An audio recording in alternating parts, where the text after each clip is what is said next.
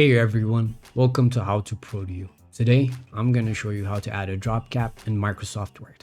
Let's get started. First, open your Word document.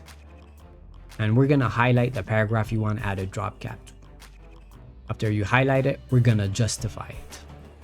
After justifying it, we're going to go up to the top and click on Insert. After clicking on Insert, we're going to go to the right and come to the menu that says Drop Cap. Here you're gonna have two options. First one is dropped and InMerge. Drop is gonna put the letter in the text, while InMerge is gonna push it out to the left. For this tutorial, I'm gonna use dropped.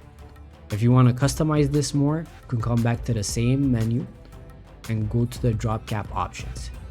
Here, you can change a couple of things, like the font, lines that the letter is gonna drop, and distance from text.